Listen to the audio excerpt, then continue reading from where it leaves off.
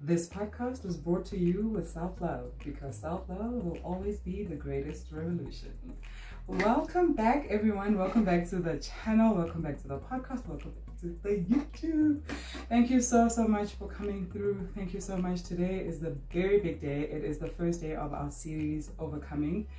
And I just want to thank everybody for listening. Thank you for my guests already. Before I start, I want to thank you guys for being here.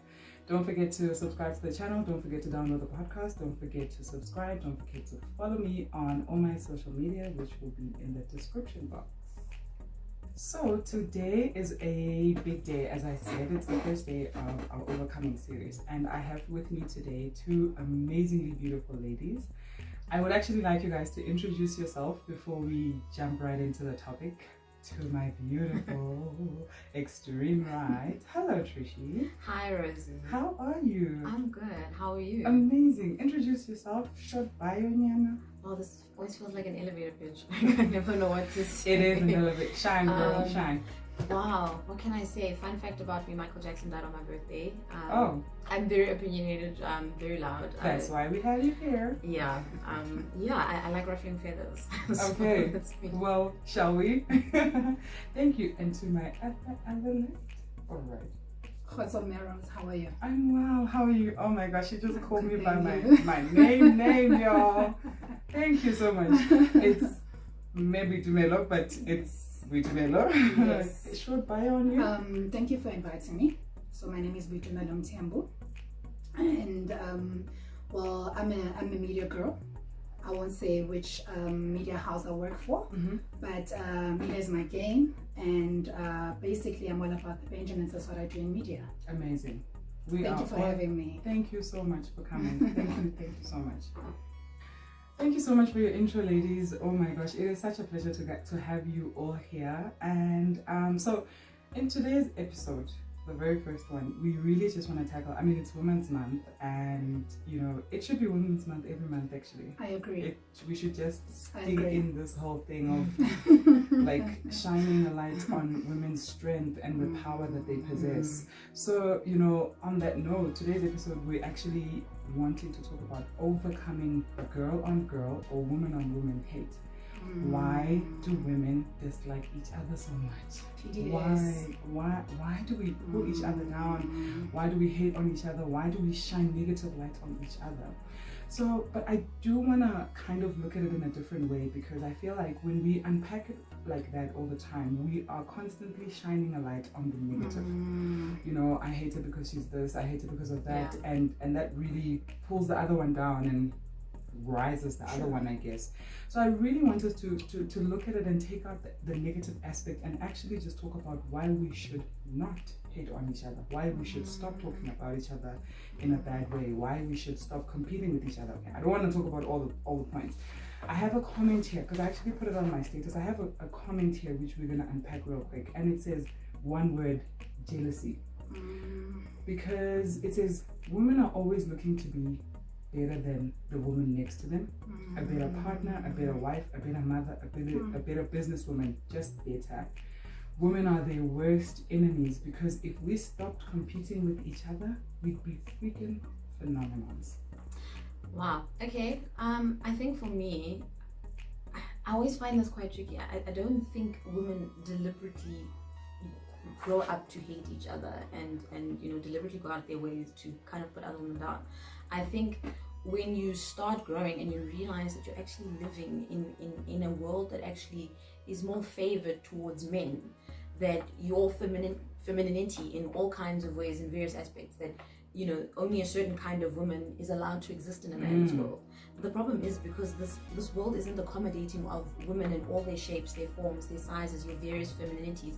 Their voices. We are literally trying to all compress ourselves into this one way of being a woman that's being seen as by the world. Okay, so we've conditioned ourselves that if we don't see the other woman or another woman being that then gives us sort of motivation to then pull that person down, because they're not fitting into that box that has been created for us. Exactly. Wow.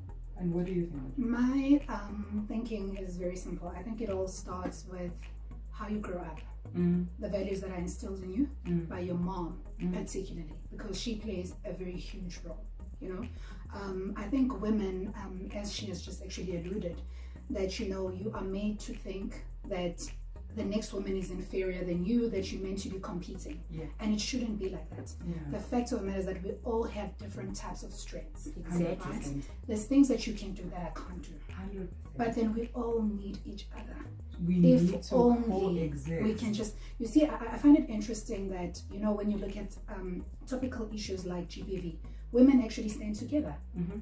you know, and we are more united. Yes. But yet, when it comes to the corporate environment, I'll speak about that, an environment that I exist in Right. on a daily basis. Right. We are not the same. You know what I mean? It's a case of, I see your strengths and automatically I'm intimidated.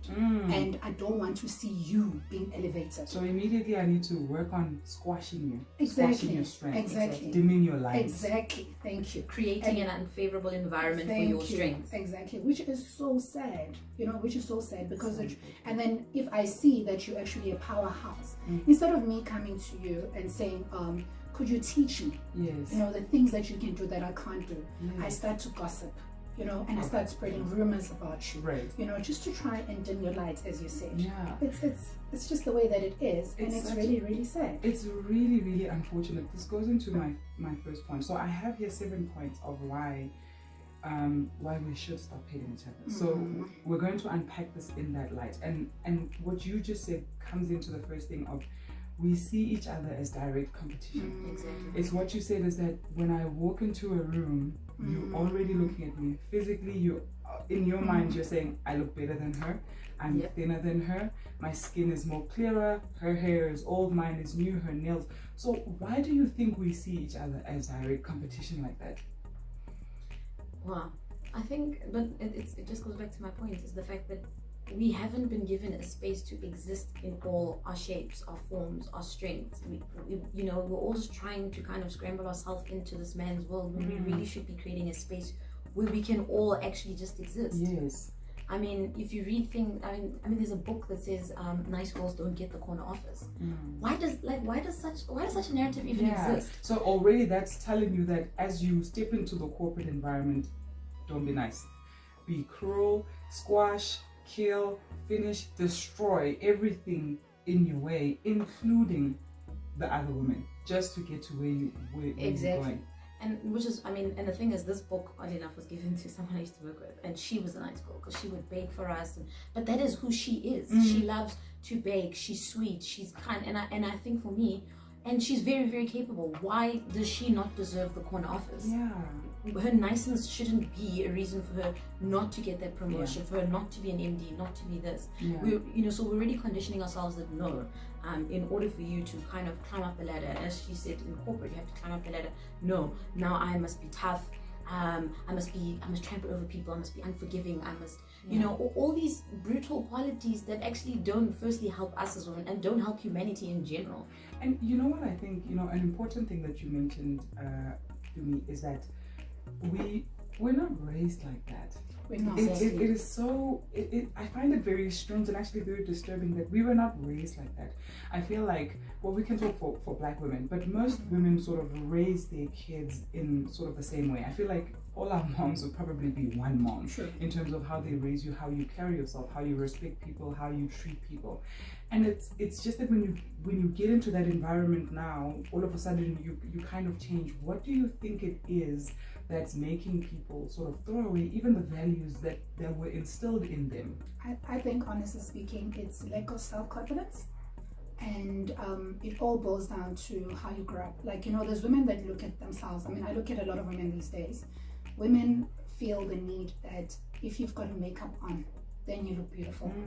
If you don't have any makeup on, that means you lack self-confidence, you know, and it's not true. No. You know, as you said, we're all shaped even differently. Yes. You know what I mean? But I think that because even, you know, you find these days that you find small kids who are in primary school who are already bullying each other. Oh yeah. You know, black kids are told that their hair is not acceptable. You know, things like that. It's all rooted, and that's why I'm saying that it's. I find that a lot of women have got deep scars. Yeah. You know, they feel that, as she's already said as well, that they feel that if you are mean, then you'll be accepted. You Yeah. need to be this tough thing, you Well, know. and I think then there's blurred lines between There is. being mean and being tough, or being strong and being Yes. tough. I agree. Because if you're told to be powerful, that nice girls don't get the corner office, that doesn't necessarily mean squash others, right? It does mean be powerful. It means go after what you want. But now, you know? what is powerful? Yeah, I mean, Let's define it. You Let's can- unpack that. What is a powerful woman? there is power in being nice. Thank you. There is power Thank you. in so many things. Well, and the thing about it is that there isn't a bright enough light that's being shined on the right kind of power that women need to Definitely. sort of shine, or to sort of put out there, right? So the power that you need to possess is that you look better, you drive a better car, you have more money, you have a man, I don't have a man, you have, so there's all kinds of ways where the word power, you're powerful because you trampled on other people to get to the top, or so. And why do we say that power is actually defined by what is it that you possess in terms of material What you things? have. That is not power. Yeah. Yes. That is not power. Power are the natural things. Power is your self-confidence, Yes. your self-acceptance, your being unapologetically you all the Yes. time, being very comfortable That's with who you are. powerful. That is power. And I'm hoping that when this reaches the young girl, who's being bullied or who is bullying, this can make her understand that power is a togetherness also. Yes. We are coexisting. I need you, you need me. Exactly. And there is power in us working together and existing together. That then brings me to the next point, is that we are envious of what the other one has. And that's the thing. If we could all realize that there's enough room for all of us. Oh yeah. Yep. There's enough room for all of us. You need to, I'll bring it back to spirituality, because that's who I am. Yeah. God says that He's got plans to prosper you. Mm-hmm. So you shouldn't be intimidated by, I shouldn't be intimidated by seeing her achieving her goals. It's her season. Yes. I should be happy for her. Yes. You know what I mean? I shouldn't want to compete with her. Right. Or like oh Yeah. my God, when is she gonna fall? You know what I Right. mean? And be happy for the next woman, because Yeah. I promise you, the energy you give out into the universe is the Yeah. exact energy that you attract. And it's so important what you just said about seasons. And not only seasons, is that the thing about blessings and rewards and gifts is that it's all different. Yes. Okay? So your blessing is not the same as mine. We work in the same job. Your blessing is different to mine. Your gift is different to 100%. hers. So we're all trying to just coexist and try to be together in this. And to think that if you as a woman need to take away from another person's gift to make your gift shine, this is where our downfall is. Because you're not only missing out on that person's gift, you're missing out on your own gift. You know what I also think it is? I think, and it's like she said, that there's enough to go around. I think the thinking is that we only all have access to this small piece of cake.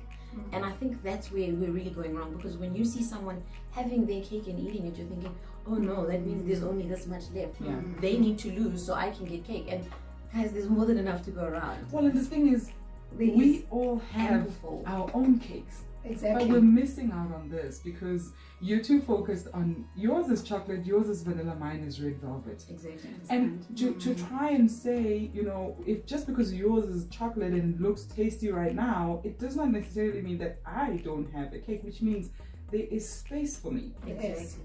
Yes. It's the thinking that everything is limited. Oh yeah. And I think that's where people we've just limited ourselves so much that we want to limit what others receive. Yes. We limit what we believe we can receive as well. So and that's the thing is the fact that we are just, I don't know if it's maybe, and I don't want to really kind of bring it down to race. Maybe it's also a bit of a race thing, because we could only share it in so much just historically from where we are. Yes. That that kind of also transfers onto us, that we believe that no, you shouldn't have abundance and you shouldn't have all these great and wonderful things, you can only kind of... Yes, because that means you're taking everything. Yes, you have a ceiling. Like, Yeah. you know, you can only... This is the ceiling for Yeah. you. And that's just not true in anybody's case. In anyone's case. It's really just not true. I think people, women are very anxious. Yeah. They're very anxious. You look at girls who are, who are 18, but they already behaving like they're 30. Oh, yeah. Oh, You know what I mean? I remember that. And my thing is, you need to relax. Yes. Relax. Just relax. Yeah. There's absolutely no need. Enjoy the stage that you are in your life. Yeah. Like we are saying right now that there is enough to go around. Yes. Just relax. Stop being anxious. It's that spirit of it's anxiety. Yeah. To say I need to, like they constant, and then they end up even doing all the wrong things. Yeah. Because you are anxious. Yeah. So you need to suppress that and just relax. Yeah. And I'd also kind of like to bring this back because I think, when I turned 30 last year, I just got so much clarity. I was so happy. And we're also taught that aging as a woman is also another taboo. Exactly. But I was so happy, Yes. because I just felt like I'd lifted all the anxiety, all the demons, all the things that I'd battled within myself. Yes. And that I was literally just kind of blooming to be this new person. And I've never felt so much more self-love than I've ever felt Right.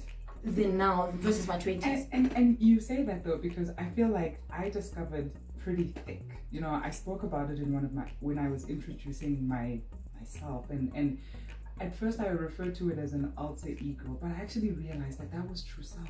But I had to see true self, and I had to introduce myself to true self because before it was, oh my gosh, I need to stay on this diet because I need to be thin. I need to do this because my skin needs to clear up. I need to do this so that this man does not leave me. And all those things come with age. So why would you try to teach and impose on people to act an age that they're not? Exactly. And then it makes us, into my next point, which is we're so self-conscious. But we're a little too self-conscious. We are very, very hard on ourselves because we feel like there's a box that you need to fit in.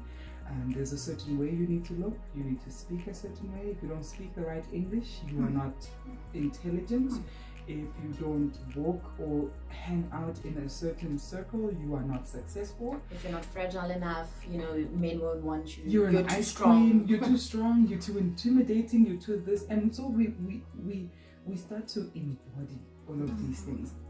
Now you start to walk around. People are now calling you an ice queen, and then you become this cold person just because of how people have labeled you. But you know what it is? It's the world and the parameters that the world sets. Exactly. That's the problem. You see, she's bringing it down to when she turned 30. Only then, she was. Where does that come from to say life begins at 30? Yeah. Who said life begins Exactly. at 30?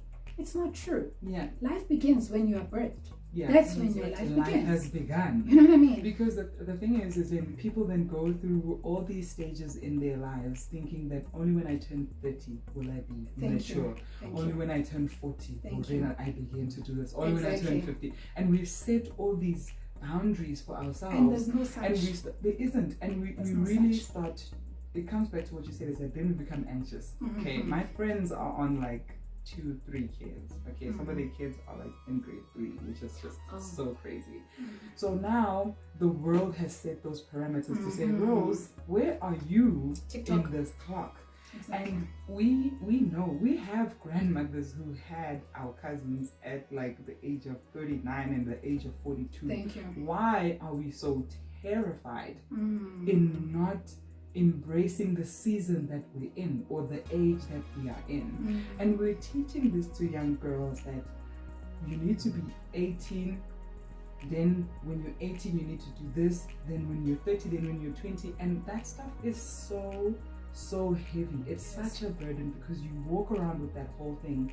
And now tomorrow you go to a corporate environment, so wherever I go I would sometimes be the youngest person, and I would find that to find another woman competing with me, I just got there. First of all, I'm fresh out of high school, I've never been to tertiary, so I don't even know what is happening. I'm just here to try and make a living. And to have a grown woman sort of compete with you because of maybe attention that you're getting, or because of your age, or because of whatever, it's actually so discouraging. It is very stressful. It's so discouraging, and it's becoming such a thing where, you know, I find that we're having more and more conversations. Let's talk about women bosses. And I know we talk about this so often because, right, yes. So because we, you know, you walk into a space and, you know, you get introduced to the head of the department and it's a female.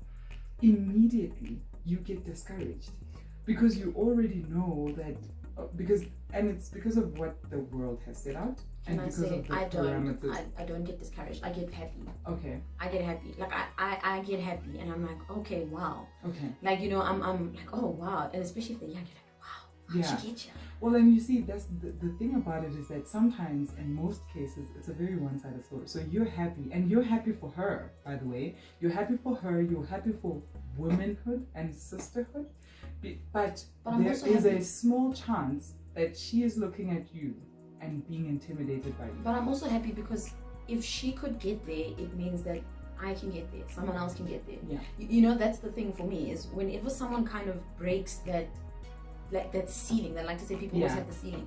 I love it, because then it just says, no, the next person will be able to do it. Well, then the next task is to make sure that the environment is safe enough that she doesn't feel like you're here to steal her job, and you're not there to feel like you're gonna try and. So I'll tell you this. I'll speak on experience, right? And I'll be brutally honest. I find that black bosses, female bosses, are the ones with the issues more than the white female bosses. Right. I've had a white female boss, and I found that she was very encouraging. She was all about uplifting me. She was all about growing me. She was all about empowering me. She was not intimidated by me at all. Instead, she was excited to have me because she understood that if I work hard, it makes her look good, right? Because she is my superior, right, at the end of the day, right? She didn't feel the need to compete with me. Yeah. But then with black female bosses, first day already, she has this thing that you're a kid, and she wants to bring in culture to say that you're going to treat me like I'm your mom or your older sister. You're going to greet me first. She can walk into a room and she won't say good morning to you. She expects you to greet her first. You know what I mean? And what it's doing is it's then creating this ceiling that Trish is talking about. Because then you know, when you are getting introduced to her, you're limited in what you can express, in what you can say, in how you can dress, in how far you can sort of speak up. Why do we think that this is being so prevalent? And you know, it's not the first time we hear this. And to put a disclaimer, I'm sure that there are amazing black female bosses. I was about to say, I've had an amazing one. 100%. And that's what I was going to say, that there are probably amazing people that are out there. We are, though, living in a world where the majority of it, or people's experiences rather, are of a negative sort of vibe, right? Because of that whole thing where you come in and you try to say, you know what, we're gonna do this, we're gonna kill beautiful girls, strong girls, gonna be here to be powerhouses, and you aspire to be that person, only to, you know, to receive sort of a negative, only to end up resenting them. And that's the thing. So for me, fortunately enough, I've had the experience of, I've actually had quite a few, like I just realized I've had quite a few female bosses in my life. Yeah. And I've had amazing ones, including amazing black female, like an amazing one. But and I think just as amazing as those other ones were, other ones were absolutely hard. Awful. It you know, to a point where you get broken down, to where you begin to doubt yourself. Yes. And you're just like, wow, like, why am I here? You know, when you get to a point where you're like, I don't even know what I'm here for anymore. And you know, it goes back to that point we said earlier, which is also one of my points here, is that we are taught that there isn't enough room at exactly the top. So, you know, it's kind of like, then a person needs to mark their territory, and it's not even bosses, it's colleagues, right? People who are you're the same level as you, that when you walk in to say, this is my spot, okay, I speak here, I present the ideas, I come up with it, I'm the girl, it's me or nothing. So don't come here to try and because of that thing of where we've been taught that there's not enough room. Exactly. And it's so sad, because young girls are also looking at it in that way, that there is Not enough only room. a certain number of spots, and to get a spot in there, you need to act a certain way, or you need to do certain things to other women. And I think that it's silly. Like, I'll give you my personal experience. Yes. I've had a previous black female boss say to me, you know, you're big. In the same sense that she said to me, you're big, but you don't belong here. You're too big for this place. Wow. So you will never make it in this place. And you would automatically assume that if someone says such negativity, right, it's going to suppress you, Yes. you know? And of course, it hurts. It did hurt me, you know? I did become sad, because now I'm thinking, like, what are you saying? Yes. Are you basically trying to tell me that means as long as I work under you, I'll never flourish. Yeah. I'll never grow. You know And what I also, mean? you need to slow yourself down. Yeah. You need to dim yourself your light. down. And I Yeah. need to dim my light, and you know what I mean? And I mean, she told me about things like, I dress too well for the office. I need to tone, you know.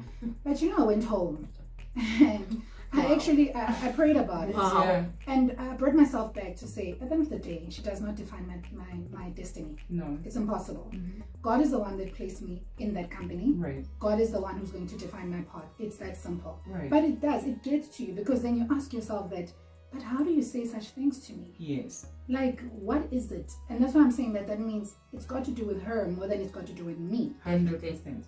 This actually goes into my next point, which is we've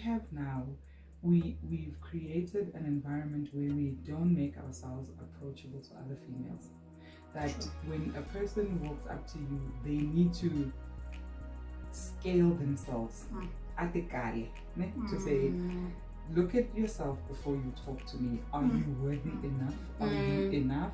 Are you hot enough? Those eyebrows, are they good enough for me today? That weave, is it at the level that it needs to come to? Why have we created ourselves so unapproachable for women?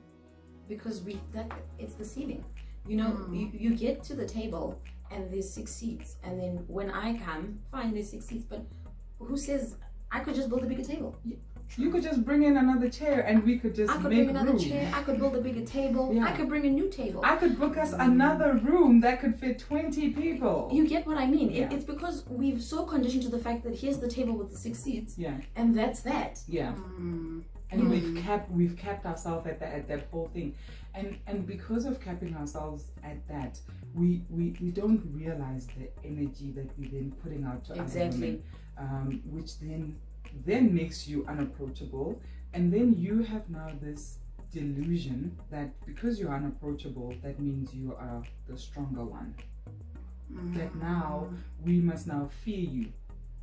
But now, the thing is, if I already draw conclusions about you without even knowing you, how is that your problem? Yeah. Because I'm supposed to give you an opportunity. Have I even given you an opportunity to get to know you? Or to even, you know, I always say this, like, why can't you must notice, and it's women who have these issues, why can't you as a woman walk into a room full of other sisters and greet? Yes. Why do you feel the need that, They need to greet they need you. to greet me? Yeah.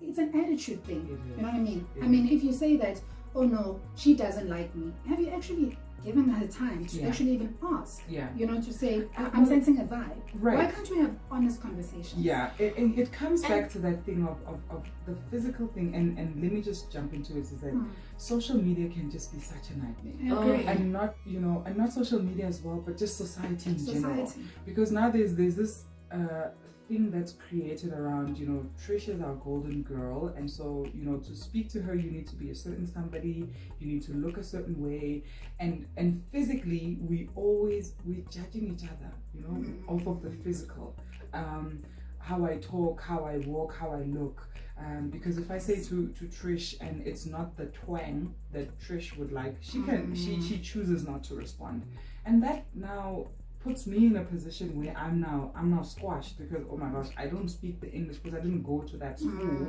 or I wasn't raised in that, and we're constantly living up to these expectations that have been created by social media, but that is not reality. And also, not just social media. Remember, people are the ones who created social media. Yes. And then people are the ones who come onto social media who create these stereotypes. It all really boils back down to us. Yeah. Social is controlled by us. It's not control. We're not being controlled through social. People are controlling social. Yeah. And we consume that. Yes. And we then take that, and what do? We apply it into society. So we are literally just taking all this toxicity that we've plugged into social, we're taking it out again and just putting it back in. It's a vicious cycle. It really is. Therefore, such a vicious cycle. Is it safe to say that there's a lot of personality disorder Clearly, in the community? Yes. And you know, we don't touch on it enough, but mental health is everything. Definitely. You know, where you are in your mental health plays a huge role in everything that you do: work, relationships, playing, everything, even from driving. I agree.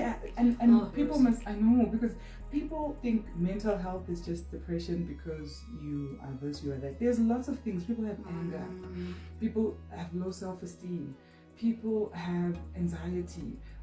You know, people come from abusive circumstances, and you know, people are traumatized. They'll walk in here and you don't know that. No, you don't. You know, but you've already kind of judged the way this person walked into the office today. And what you're doing is now you're extending on the damage that this person is already walking around with.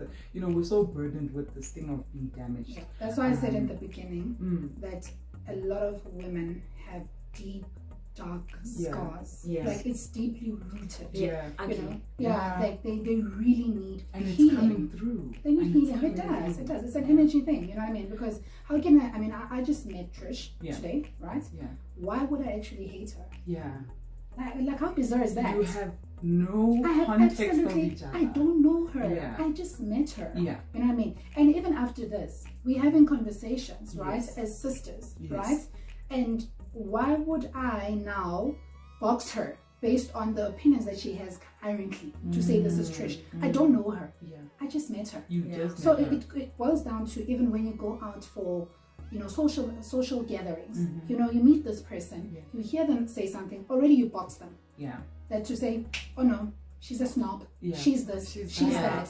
Why do we do that? And we are then Why do we do that? Out, and now we are you miss out on an out. opportunity to get to know her and to even maybe inherit a sister. And to even, because you're missing it's out not, on a gift. it's not working to your checklist. Yeah. It's not. That's so in other words, because you've already, oh no, she's this. Oh no, I don't think her and I. You know what I mean? You know this thing, and it goes back to what you just said, and coming into spirituality as well, because of, you know, how we're taught is that it's a sickness. It is. More than anything, it's a sickness because you are now, you've put yourself in this position where you're unapproachable, first of all, because you're too conscious and you want to box out other people, and now you are missing out. I need your gift, you guys need mine. And if, you know, we have people that say things like Maria Haile Madi Aga. Imagine. Imagine. I won't lie, I've said that before. I've said that before. I've put this out there. And it doesn't defend it, and I'm not saying you're right, they were wrong, or whatever the situation is, but it's because of these kind of societal things that we and mental health things and you know, that we've put in place to say, okay, you need to be a certain this to be with me, and I will be this to be with you.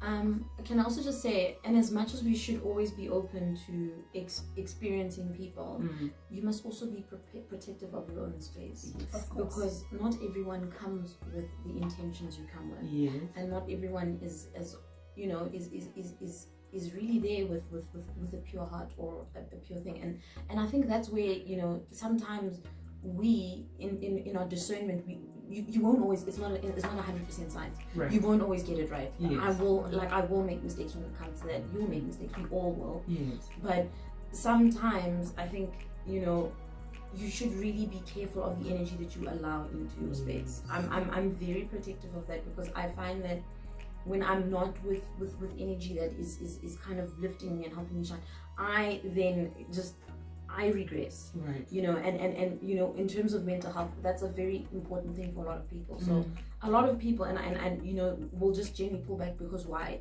They're very scared. You're protecting your space. Yes. And you think that maybe this person is being funny, and it's not them being funny. They are just super scared because they know their own fragility when it comes to certain things. Yeah. And I think, you know, we need to also exercise more patience with each other. Oh, yes. You're not gonna get Trish in an hour, in 2 days. Maybe you do get me in 2 hours. Maybe you get me in 2 years.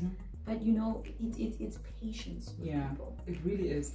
And you know, with just trying to wrap everything up and to just sort of encapsulate everything is we need to also, while you're protecting your space, you need to remember the energy that you are giving out. Yes. So I can protect my space because of knowing that you're not maybe coming with a positive vibe or the energy that I need, but that does not then give me the right or the opportunity to be negative Or to cancel you.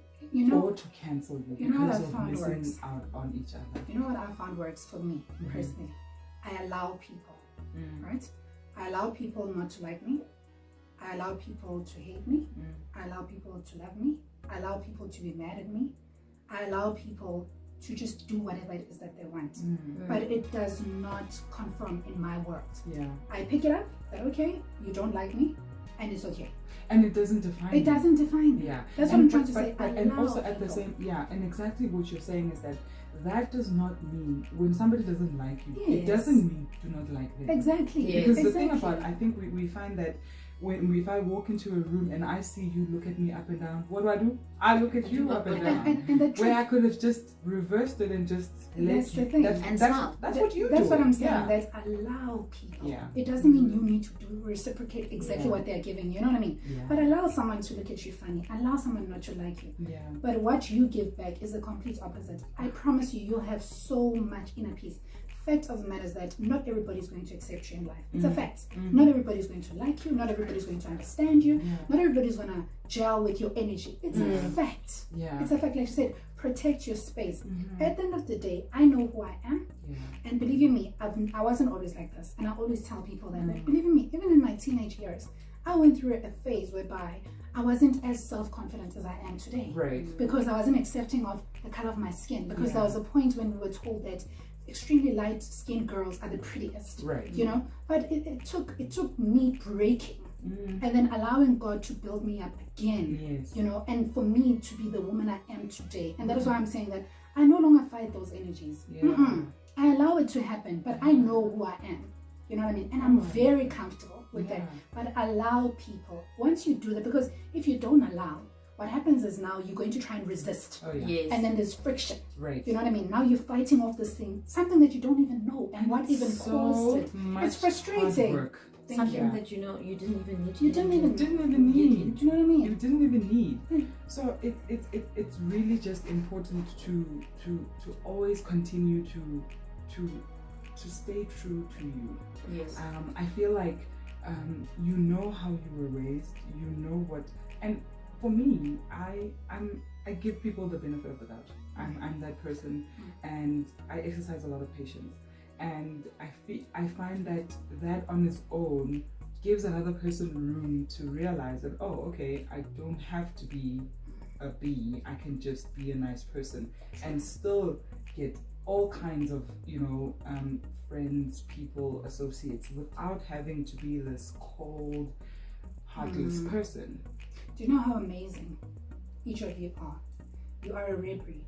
There's absolutely no one. There's not even a photocopy of you, a duplicate of you. Yeah. You are a rare breed. Yeah. And your superpower Yeah. is that you are you. Is that you are you? And that's it. That is amazing. The more you are in tune with that, you will go very far in life. Yeah.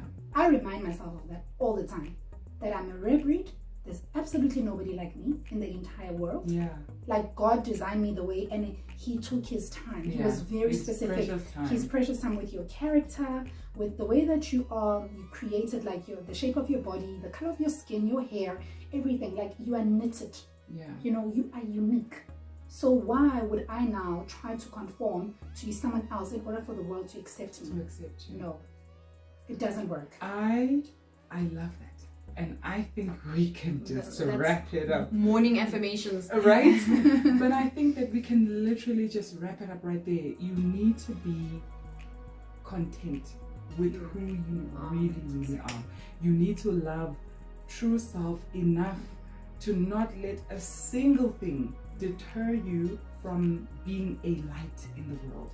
And this is just a reminder to all the women, to remind them that the brightness of your light needs not to be brighter than the next woman.